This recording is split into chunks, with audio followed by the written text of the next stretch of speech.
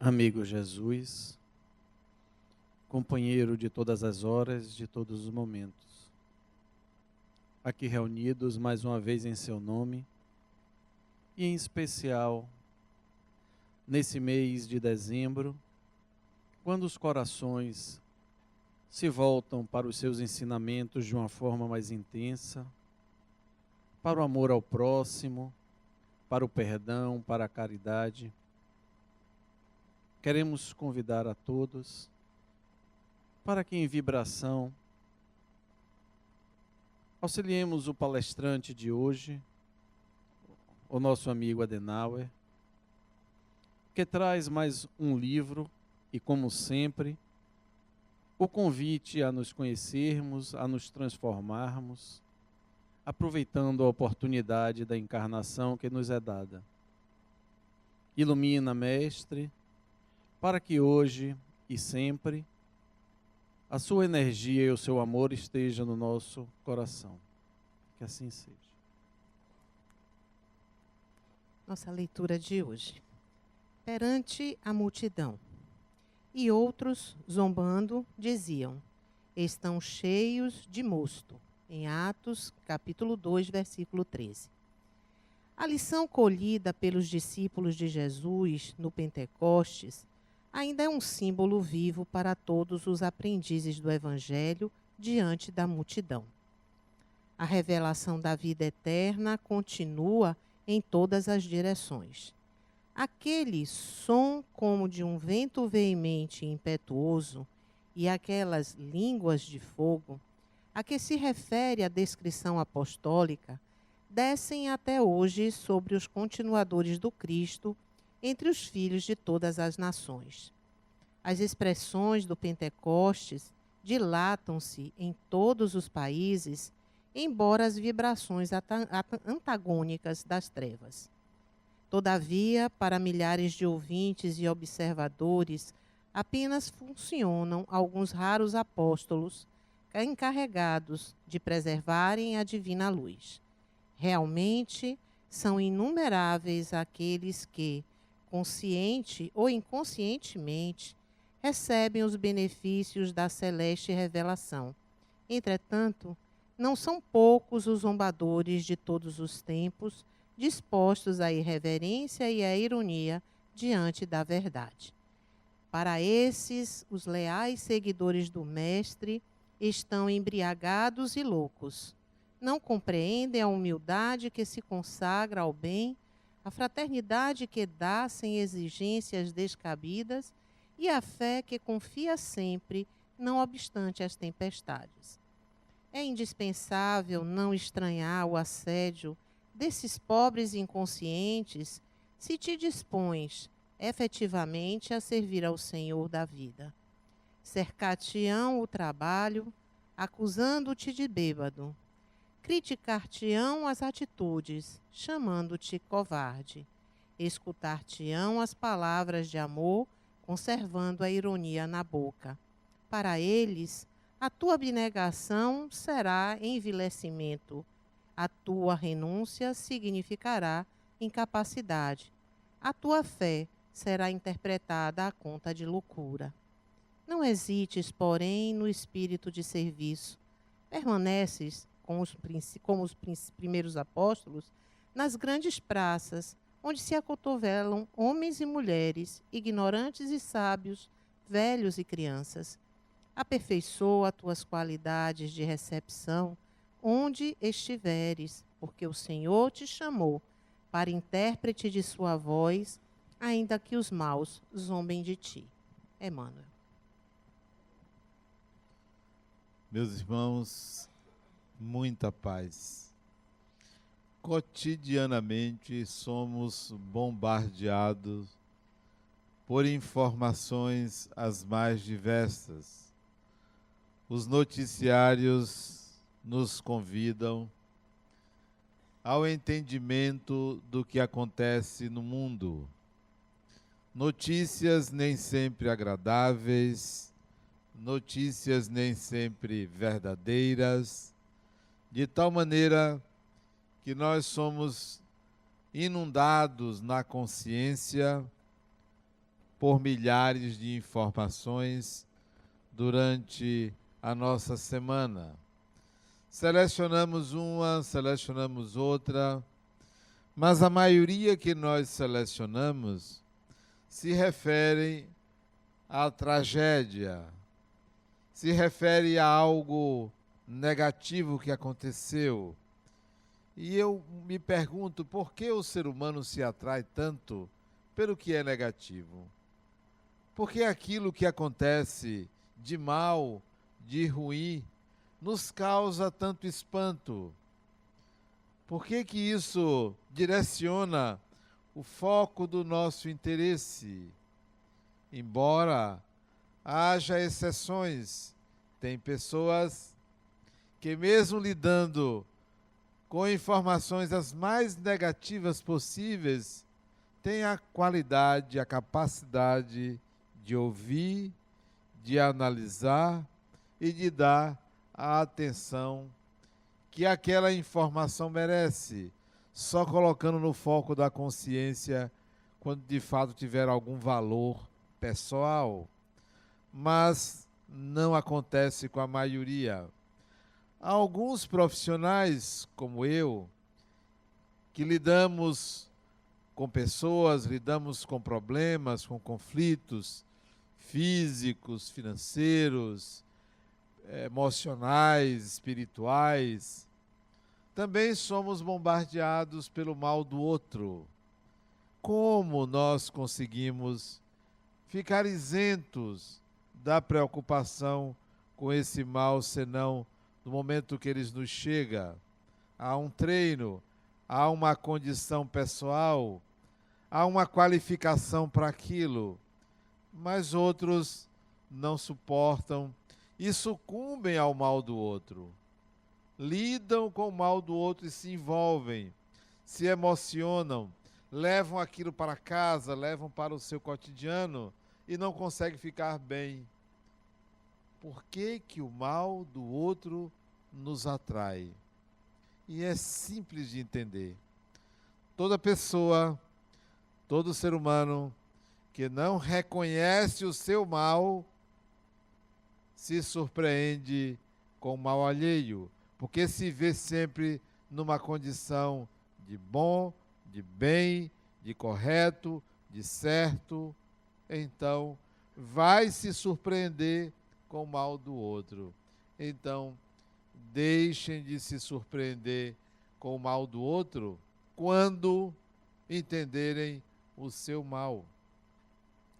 Mais ainda, alguns não só se surpreendem quando têm o prazer, até a necessidade, até o vício, o hábito de disseminar o mal do outro, de falar do mal do outro, não por maldade, não porque querem prejudicar, mas porque aquilo alivia novamente a própria consciência quando diz o que aconteceu.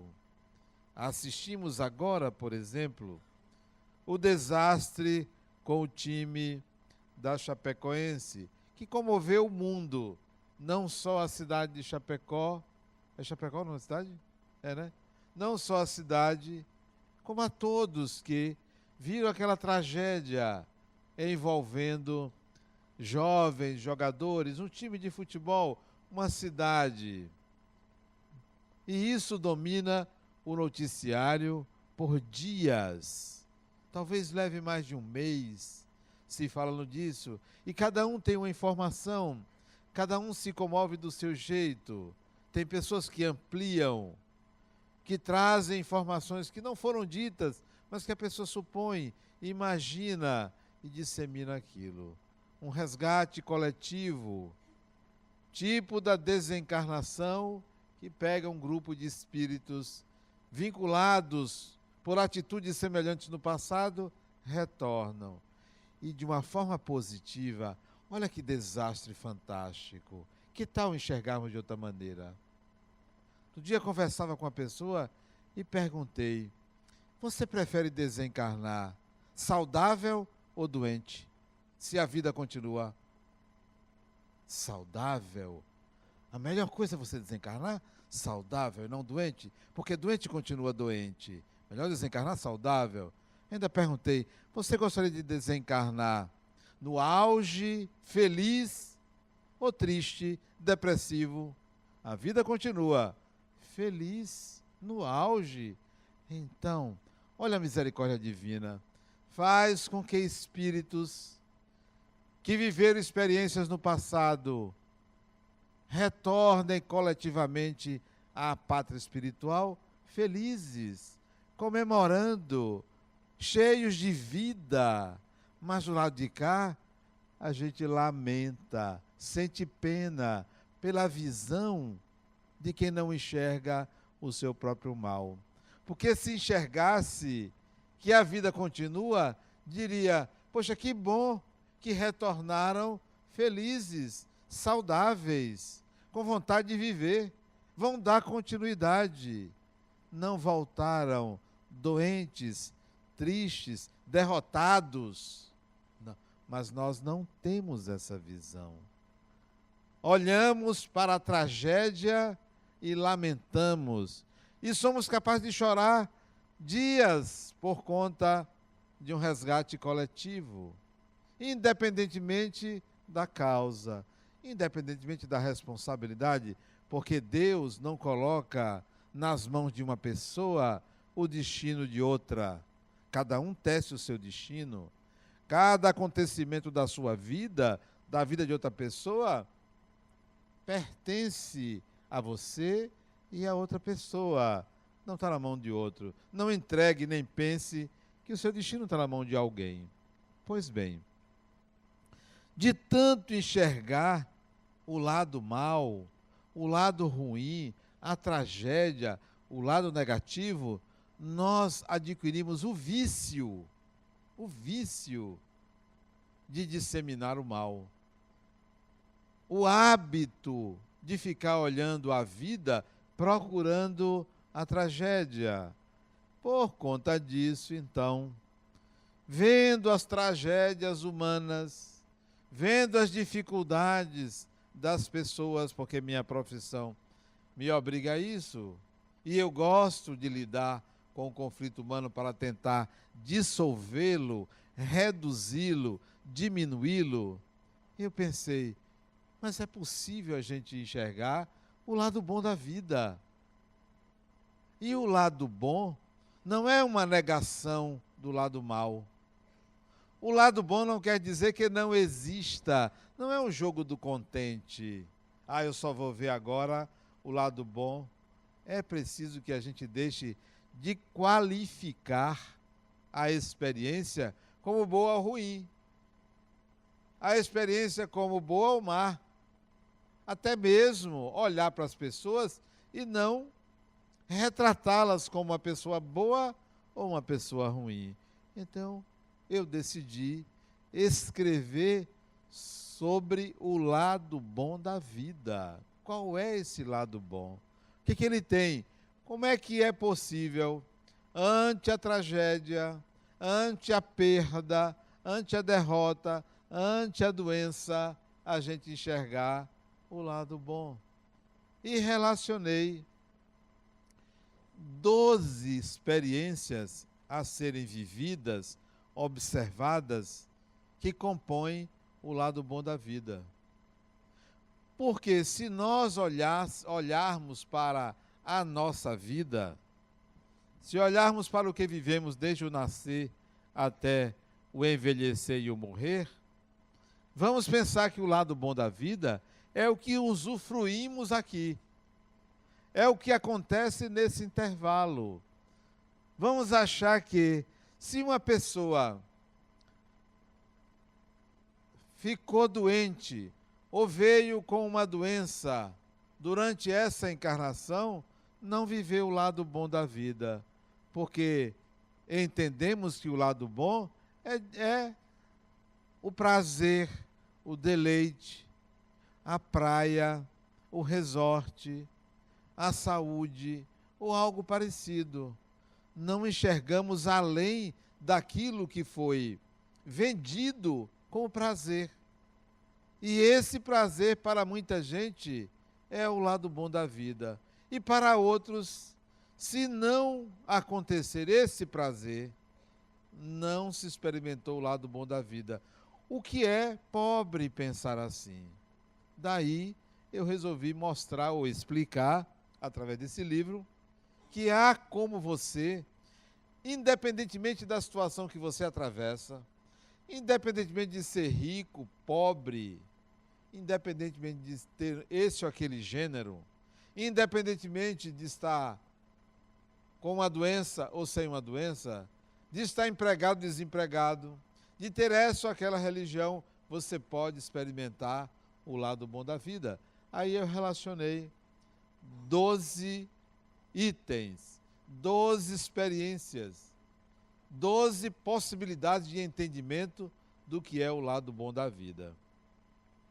O primeiro, que eu propositadamente botei por último, o mais interessante é que esse primeiro, que me fez enxergar que sem ele, a vida não é compreendida. Não é compreendida. Quantas pessoas vivem uma vida que poderia ser ampla, maior, melhor experimentada, mais feliz, mas reduzem a vida, achando que está vivendo maravilhosamente no subsolo da vida. Não entendem que tem um primeiro andar, que tem um segundo, que tem um enésimo andar. Acham que o que sabem, o que entendem, é suficiente para serem felizes, mas não percebem que estão no subsolo, que estão debaixo da terra, que estão no limite estreito. Então, para conhecer um outro lado bom da vida, eu coloco a primeira condição, a primeira, perceber-se espírito. Não é ser espírita, porque ser espírita são muitos, de várias categorias. Tem os simpatizantes, tem os frequentadores, tem os que estudam, tem aqueles que admiram, tem aqueles que adotam certas práticas, mas não outras. Tem os que concordam com um conceito, mas não aceitam outro. Tem espírita de todo tipo. Não é essa a condição. A condição é se perceber espírito. Eu sou um espírito. Eu sou o espírito que eu acredito que existe, que é essa condição inicial, é fundamental para a percepção do lado bom da vida. Eu tenho uma amiga aqui no centro, ela está aqui há uns 15 anos, espírita de carteirinha. Pois bem, ela me contou outro dia que ela estava em casa, na cozinha. Ela disse que viu um vulto passar correndo na porta da cozinha, como se fosse indo da sala para o quarto. Sabe o que ela fez? Jogou a panela no chão, saiu correndo, abriu a porta da casa e foi para a casa da vizinha. Espírita de carteirinha. Não se percebe espírito. A primeira coisa que eu falei, peraí, correndo dentro da minha casa? Eu ia ver quem era. Claro. E se não visse ninguém, eu ia reclamar, meu amigo, dá licença, correr aqui dentro de casa? Não, pode quebrar uma coisa, vai correr em outro lugar.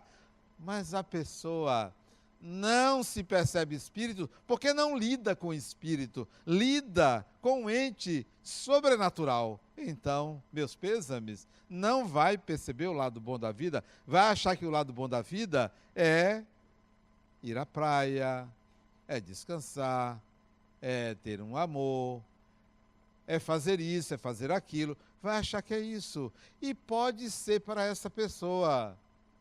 Porque quem ama o feio, o bonito lhe parece. Porque tem gente que acha que em vez de estar sentado na pedra, a pedra é que está embaixo de si. Tem gente que vê de N maneiras a vida, mas os antigos também pensavam que o sol girava em torno da terra. Se achava muita coisa. Tinha gente que achava que a terra era sustentada por tartarugas gigantes. Então, tem pensamento para tudo. Se você quer ir além, se você quer transcender, saia do pensamento arcaico, antigo, de crença. E tem gente que acredita nos espíritos, mas não se percebe espírito. Vem ao centro pedir ajuda aos espíritos. Pedir ajuda aos espíritos. Mas, criatura, que paradoxo é esse? Que incoerência! Você pede ajuda, mas tem medo. Você pede ajuda, mas não quer ver na sua casa. O vulto passa, você corre. Corre. Não, e tinha outro detalhe que eu não contei. Antes do vulto correr, mais cedo, ela estava no quarto, sentada lá na cama, antes de sair para trabalhar, e ela ouviu uma pancada no quarto vizinho. E ela estava sozinha em casa. Sabe o que ela fez? Ela se levantou, saiu do quarto, não olhou para o quarto vizinho. Quer dizer, Adenauer, se eu visse o que eu não queria ver, eu fui até a sala. Só olhei para o quarto, de longe. Quer dizer, é uma criança. Somos crianças quando assim pensamos. Não temos coragem de encarar aquilo que nós somos. Então, como é que vai ver o lado bom da vida? Vai achar que o lado bom da vida é quando alguém diz assim, não precisa pagar a prestação. Aí você acha que isso é o bom da vida. Olha, não precisa pagar. Ou quando vem uma anistia fiscal, ou quando você é sorteado num consórcio, você acha que isso é o lado bom da vida. Numa pobreza imensa, enorme. Claro que isso é bom, eu também queria. Claro, quem não quer? Mas achar que isso é o bom da vida é pobre. Eu sou tão caxias em pagar contas que outro dia eu paguei minhas contas e paguei a do vizinho. Eu paguei a dele, né? Sem querer, eu paguei a prestação dele. Porque chegou lá em casa, eu abri, não vi de quem era, achei que era meu e paguei, né? E ele disse, eu não posso fazer nada, você pagou. E foi, isso tem muito tempo, foi o ITIV, 3% do valor do imóvel. Eu paguei 2 vezes, dividido em 12 prestações. Paguei o meu, paguei o dele. Para receber de volta, foi mais de 1 ano, não foi, Rosana? 1 ano ou 2 para receber de volta. Não. Pode pagar para mim, pode não pagar. Não é esse o lado bom da vida. Achar dinheiro, você achar que isso é o lado bom da vida, porque você achou dinheiro, é responsabilidade. Porque você gastar o dinheiro que você não ganhou, significa que você não tem competência para aquilo. Tudo que você receber de graça, pense 2 vezes para utilizar, porque significa que você não mobilizou energias internas para alcançar aquilo. E para se crescer, há que se transformar motivação, que é energia, em competência, em habilidade. Se você não transforma motivação em habilidade, motivou-se e ganhou de graça, não aprendeu. Agora, mesmo não motivado, e você aprender alguma coisa, integrou, cresceu, evoluiu.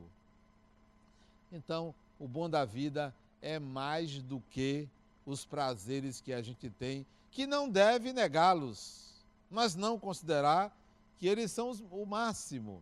Pois bem, então, em primeiro lugar, perceber-se espírito. Em segundo lugar, fazer o bem. Fazer o bem. Fazer o bem não é só caridade. Fazer o bem implica em analisar a situação no seu entorno, seja aqui, em casa, na rua, na favela, onde quer que você esteja, no hospital, no aeroporto, onde quer que você esteja, pense assim: isto pode ser melhor do que o que está. E eu posso ser agente de melhorar o que está. Naturalmente, sem nenhuma afetação, sem estar demonstrando a ninguém que eu estou fazendo bem. Simplesmente, toda situação pode ser melhor. Então, coloque na sua mente, seja agente do bem, onde quer que você esteja. Você pode, viu uma coisa fora do lugar, arrume, isso é fazer o bem. Viu uma pessoa com o máximo de esforço e você pode reduzir o esforço dela, isso é fazer o bem. Viu a possibilidade de orientar uma pessoa em qualquer circunstância, isso é fazer o bem. Sempre. Então faça o bem, porque quem faz o bem, as pessoas que têm essa naturalidade de fazer o bem à sua volta, o universo devolve e a vida fica mais fácil. Sobra tempo, dá certo, resolve-se muita coisa, empecilhos são retirados. Enquanto uma pessoa vai ter dificuldade de fazer a mesma coisa que você, para você é mais fácil. Leva-se um dia, você leva 5 minutos para fazer. Por quê? Porque você se torna agente de Deus. Porque fazer o bem é ser um agente de Deus. Com isso você desanuvia, clareia. E aí você vai enxergar algo muito maior. Eu estava em Poços de Caldas esses dias, fui fazer palestras lá, e me colocaram numa sala. Eu fui falar, um dos meus temas foi sonhos. Me colocaram numa sala de aula. E eu vi uma tabela periódica dos elementos químicos. No meu tempo de estudante, tinham 103 elementos químicos. Desses 103, eu decorava pelo menos uns 80, eu decorava, em ordem. Hélio, neônio, argônio, criptônio, xenônio, radônio. Eu decorava todos eles assim, ó. Todos, decorava. Era uma música para mim. Fiz engenharia química, uma das engenharias que eu fiz foi engenharia química, então elemento químico eu decorava. Quando eu fui olhar a tabela, tinham 118 elementos químicos. 15 foram acrescentados nesses anos que eu deixei de estudar química, não sabia. E fui olhar quais eram esses 15. Queria decorar os 15. Isso enquanto não começava a palestra de sonhos. E eu gosto muito de números. Então fui decorar o 104, o 105, o 106, até o 118, porque 15 foram acrescentados. Mas eram nomes tão complicados, e eu bolei uma forma de decorar eles. Pois bem, estava fazendo isso, quando teve que começar a palestra, eu esqueci lá. Pois ontem eu li uma notícia que no Japão foi homologado um desses 15 elementos químicos pela Associação Internacional de Matemática Pura e Aplicada. E eu fui ler a história do cientista japonês que conseguiu a homologação daquele elemento químico que eu, na hora lá, decorei. Só que o nome é um nome em japonês, se você decorar japonês, é difícil. Só que eu li que o nome significa Japão. Então, o novo elemento químico, se eu não me engano, o 110, é o Japão. Se eu não me engano, a palavra é Yanon, alguma coisa assim.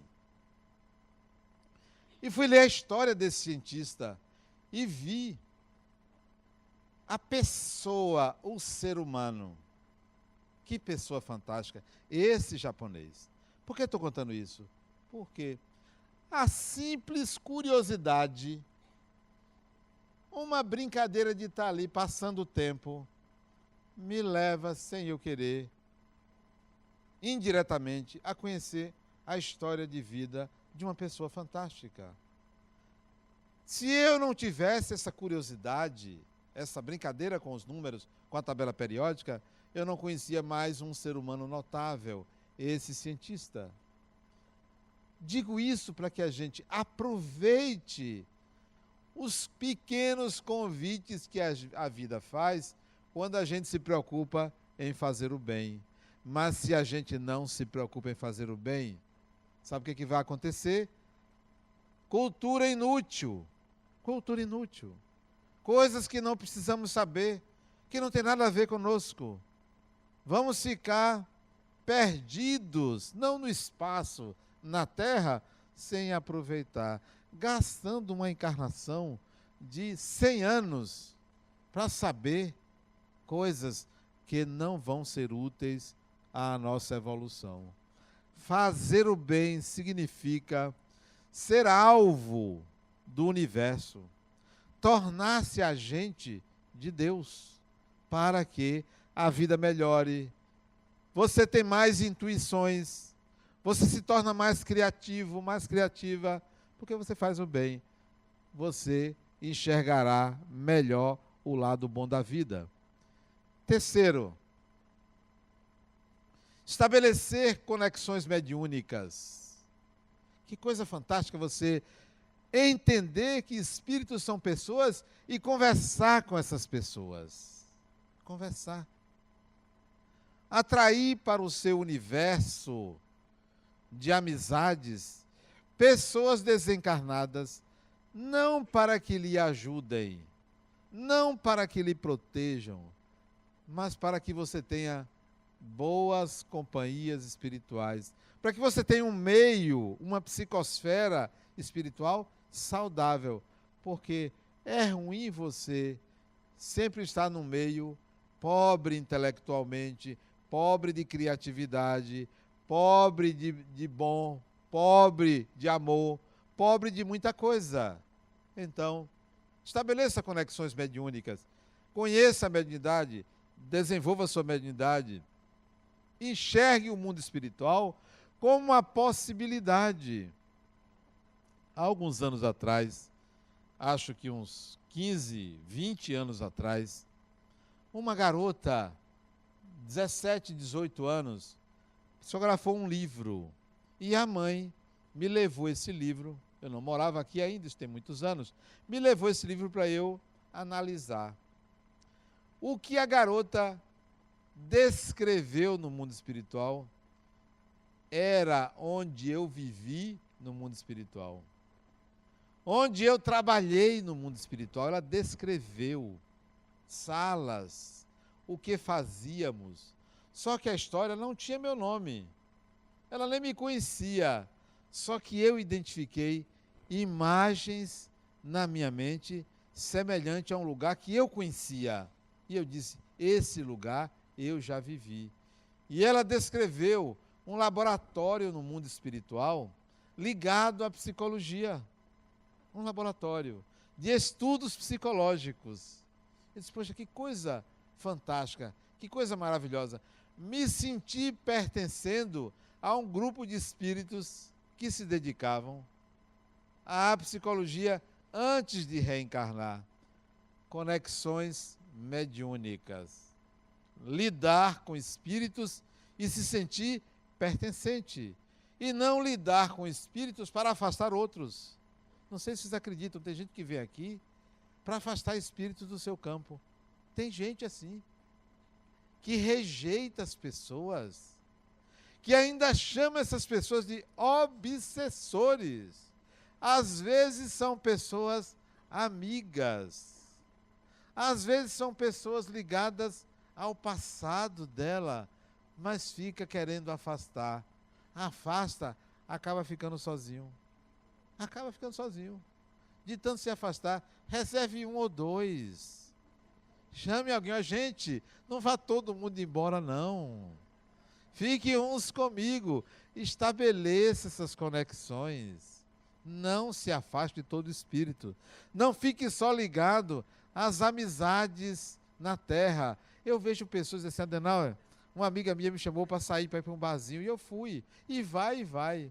Por que você não diz assim, fulana, eu posso chamar um amigo espiritual para ir com a gente? Chame. Vá junto. Por que não chama? São pessoas. Fazer parte ali da conversa. Vai viajar? fez uma confraria, fez um grupo de pessoas, vai para a Escandinávia, chame alguém para ir junto, bora viajar, não paga, não precisa passaporte, vai no mesmo voo. E se desencarnar, já tem companhia ali para lhe receber, não é? Já está do outro lado, né? Eu estava dizendo aqui a Sheldon e a Ana Carmen que eu adoro quando meus amigos desencarnam. Eu gosto. Eu faço questão que meus amigos desencarnem primeiro do que eu. Não é? Não quero que meus inimigos desencarnem, mas os amigos eu quero, para ir na frente, né? Para esperar a gente. Não é bom assim? Conexões mediúnicas significa você naturalizar o contato com espíritos. Ontem mesmo eu estava pensando em meu irmão, que desencarnou o ano passado, em abril do ano passado. Pensando nele. E conversando com ele mentalmente, não sei se ele estava ali, mas estava pensando. Como ele está, deve estar bem. Era um pouco perturbado aqui, mas encontrou do outro lado menos perturbação. Não se ajustou bem a essa encarnação, mas deve ter melhorado do outro lado. Começar a conversar com os espíritos, tirando aquele aspecto sobrenatural. Você vai sentir, ver, perceber muito mais do que você imagina. Quarto, para você encontrar o lado bom da vida, amar alguém. Amar alguém. Uma pessoa. Basta uma. Que não seja seu parente. Que não seja pai, mãe, avô, avó, bisavô, bisavó, filho, filha, irmão, irmã, neto, bisneto, que não tenha, primo, prima, que não tenha grau de parentesco. Amar uma pessoa. Que coisa difícil. Que não tenha nada a lhe retribuir. Não seja aquele que vai lhe tirar da solteirice. Que não seja aquele que vai ser o instrumento útil para a sua maternidade. Que não seja aquele que vai cuidar da sua velhice. Retire todas as exigências e ame uma pessoa. Uma pessoa. Qualquer pessoa. Que não tem condições de lhe retribuir, nem seja necessário que lhe retribua nem um sorriso, nem um afeto. Será que consegue? Não é? Pois é. Dificílimo. Se você conseguir isso, você vai enxergar um outro lado bom da vida. Sabe por quê? Você vai saber o que é ser amado. Porque outra coisa difícil é você saber se de fato a pessoa lhe ama. Não basta dizer que ama. Não basta lhe dar presente no Dia dos Namorados, nem no Natal, nem em épocas festivas, nem lhe presentear do que for. Por mais que diga, hoje eu estava conversando com um paciente meu, disse, Adenauer, 2 meses atrás ela me disse que me amava. 2 meses agora, passaram 2 meses, ela estava com outro. 2 meses. Como é que a pessoa deixa de amar? Ninguém deixa de amar. Ninguém. Se você ama uma pessoa, você nunca deixa de amar essa pessoa. Ele disse, então ela não me amava. Grande conclusão. Né? Grande conclusão. Não amava. A pessoa diz que ama porque faz parte do protocolo psicológico. Não é protocolo cultural, não. Psicológico. É preciso dizer que ama. Tem alguns sintomas físicos do amor que a pessoa diz que sente, mas tem um retorno. Se não tiver o retorno, até logo. Não tem amor certo. Amar alguém é algo dificílimo. É uma conquista do espírito. E eu não estou falando do amor a todo mundo, não. É a uma pessoa. A uma pessoa. Será? Se você conseguir, vai encontrar o lado bom da vida. Vai entender que o lado bom da vida é muito mais do que estar bem e em volta estar ruim. Não, o lado bom da vida é bom em qualquer circunstância. Daí, outro requisito, ter consciência da aptidão pessoal. Ter consciência da aptidão pessoal. Ou você é daquelas pessoas que fazem questão de se tornar para os outros humilde. Não gosta de falar do que sabe.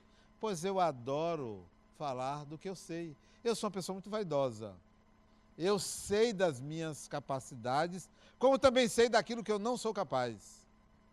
Reconheço incapacidades, mas não nego minhas capacidades para fazer um papel bonitinho. Para fazer um papel de que eu sou uma pessoa simples e humilde. Se eu sei fazer, eu sei fazer.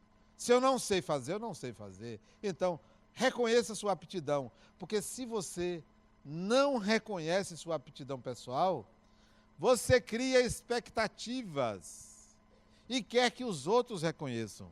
Como eu já ouvi homens e mulheres dizerem assim para mim, Adenauer, ela nunca me elogiou. Para que você quer o elogio da pessoa?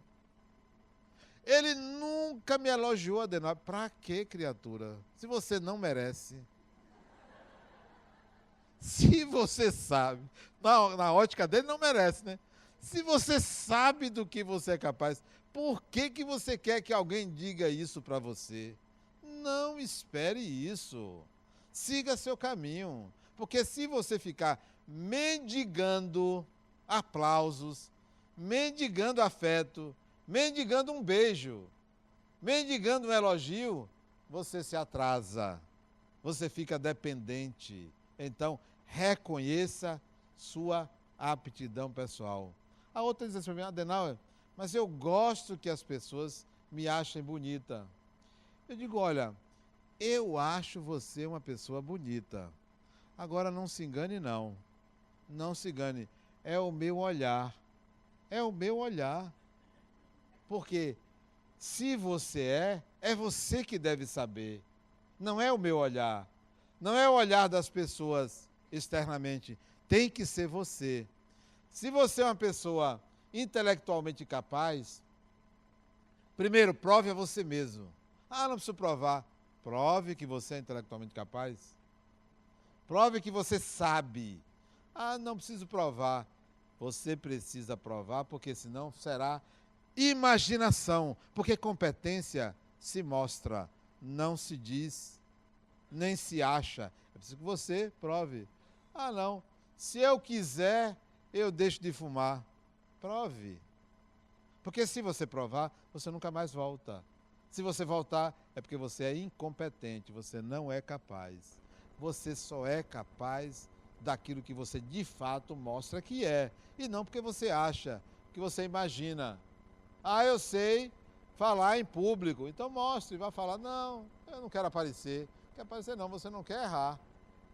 Você não quer que ninguém critique você. Isso é falsa humildade. Então, reconheça sua aptidão pessoal, todas elas. Você não precisa estar anunciando sempre que ela for necessária. Você precisa estar esbanjando essa competência. Mas se ela for necessária, use-a, porque você não precisará do elogio de ninguém. Fez, volte para o seu lugar. Agiu com competência, pronto. O reconhecimento da competência pessoal vem pelos convites da vida. Porque se você sabe, as experiências que virão serão concernentes ao seu saber. Porque o universo, Deus, dá as coisas para quem sabe administrar. Por isso que rico, quando reencarna de novo, reencarna rico. Pobre, reencarna pobre. Porque Deus não é burro para dar dinheiro a quem não sabe administrar. E tem gente que diz, não, eu sou pobre nessa vida, na próxima você vai ser mais pobre ainda. Porque pensa dessa forma. Quer nascer rico, aprenda a usar dinheiro. Parábola dos talentos. Jesus colocou isso. Ah, você não usou não? Pode me dar de volta. Ah, você só ganhou a mesma coisa? Me dê também. Ah, você multiplicou, tome tudo para você. É assim que Deus age. Então, reconheça a sua aptidão pessoal, bote em prática, porque a vida vai lhe dar em dobro, triplo, quádruplo, quíntuplo, porque você coloca em prática. Outra condição de você enxergar o lado bom da vida: seja uma pessoa fisicamente saudável. Fisicamente saudável. Não quer dizer que você deva ter a saúde perfeita, ser saudável. Porque você pode ter uma doença e ser saudável. Você pode ser diabético e ser saudável. Você pode ter um problema cardíaco e ser saudável. Você pode ter um câncer e ser saudável. Porque o conceito de saudável transcende o corpo. É um estado de bem-estar. É um cuidado com a saúde. É ser saudável. Então, seja uma pessoa saudável. Não gaste tempo cuidando demasiadamente do corpo.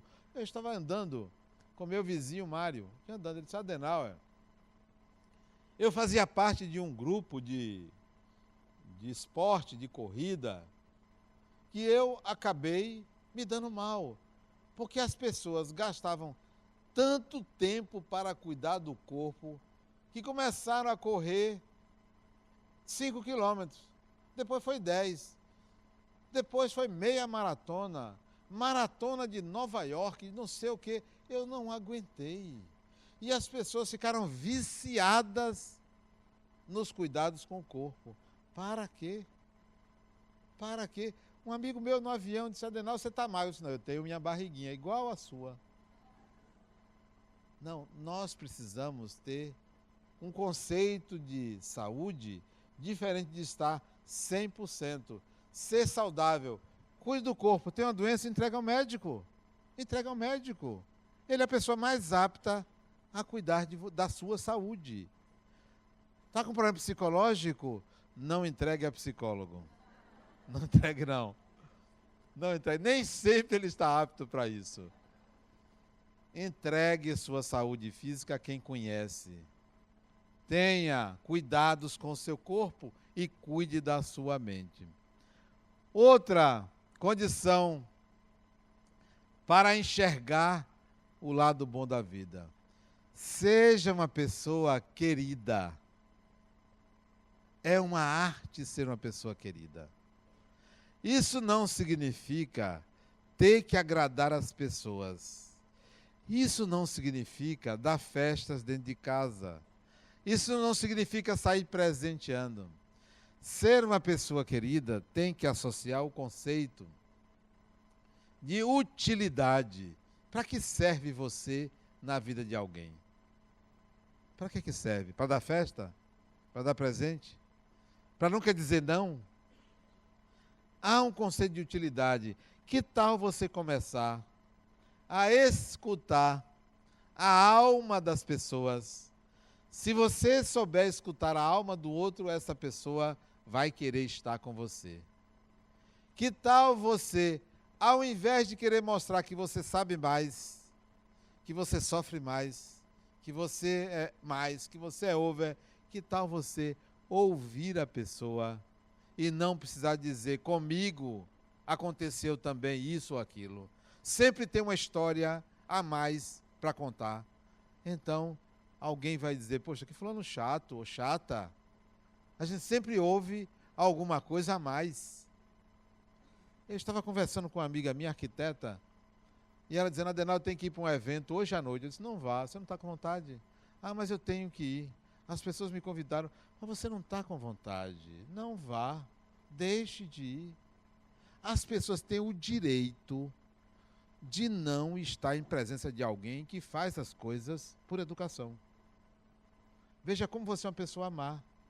Você vai para um evento só por educação. Eu não queria você na minha casa por educação.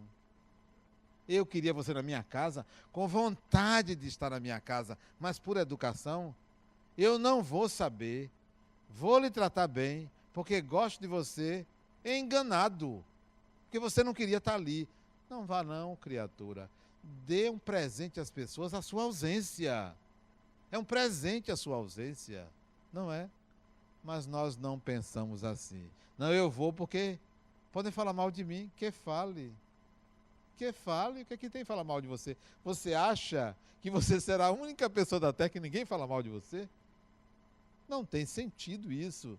Então, para ser uma pessoa benquista, para ser uma pessoa sempre agradável, não precisa estar dizendo sim a todo mundo, nem presenteando.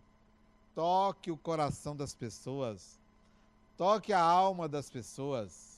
Saiba escutar mais do que falar. Também não fique mudo, nem muda. Diga aquilo que a pessoa precisa ouvir, nem sempre que quer ouvir. Porque você será verdadeira, autêntica. E isso vai lhe fazer enxergar o lado bom da vida, porque é uma pessoa benquista. Não só benquista espiritualmente, mas na vida material.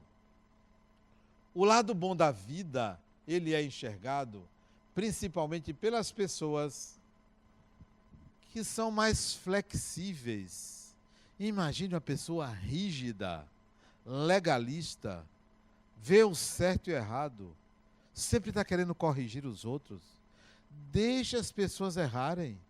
O ser humano tem direito de errar. Tem direito de fazer uma coisa inadequada, porque a responsabilidade é pessoal. Mas tem gente que está sempre querendo corrigir, fazer o certo, sempre o certo. De vez em quando, deixe as coisas correrem. É um equívoco muito grande a gente querer consertar o mundo. Quem foi que fez o mundo? Foi você, por acaso? Quem fez foi Deus. Ele é que tem que estar preocupado em estabelecer essas regras. Você viva e deixe os outros viverem. Não fique corrigindo tudo. Não fique sendo o rei, querendo ser a pessoa que sabe mais, que resolve tudo. Tem gente que não consegue ficar calado quando alguém diz uma coisa errada. Em um outro caso, eu corrijo. Uma paciente minha falou, em vez de cérebro, falou cérebro. E o criatura, eu não aguento, não dá. Não dá não, não dá. Não. O que, Adriano? Não dá. Você disse uma palavra aí que doeu o ouvido. O que é que eu disse? Repita aí o que você falou. E ela falou cérebro de novo, né? Essa criatura dói. Como assim, Adenal? O que eu falei? Fala a palavra de novo. Cérebro, você está vendo? Eu estou falando certo. Não, você está ouvindo uma coisa e falando outra. Isso é um vício. Eu sou obrigado a lhe dizer, embora isso para mim é tranquilo, porque sou seu psicólogo, mas lá fora vão pensar que você é ignorante. E você não é uma pessoa ignorante. Você passou muito tempo fora do país, perdeu um contato com a língua, e aí está falando dessa forma. Uma outra coisa eu corrijo, mas tem muita coisa que não dá para você sair corrigindo tudo e sempre. O lado bom da vida não é a inflexibilidade. Minha palavra, eu não volto atrás. Volte, criatura. Às vezes tem que dar 2 passos para trás, mas depois dar um para frente. Ou o inverso, nem sei como é o ditado. Mas às vezes você tem que voltar atrás. Você pode ser uma pessoa amanhã diferente de hoje. Pensar de uma forma hoje e amanhã de outra. Quantos torcedores vão se tornar vitória? Quantos que eram de um outro time e vão mudar? Quantos? Pode mudar. E vice-versa, claro. Você pode mudar, pode mudar. O Lado Bom da Vida é o meu mais novo livro, que eu escrevi pensando sobre isso, sobre como você desfrutar uma vida de uma forma, independentemente das tragédias, dos conflitos, dos problemas, você pode enxergar uma forma melhor de viver, mais simples e mais atraente de viver. Hoje a gente está vendendo por um preço menor até sábado. Depois de sábado a gente volta ao preço original. Comprem, que depois eu autografarei ao terminar. Muita paz.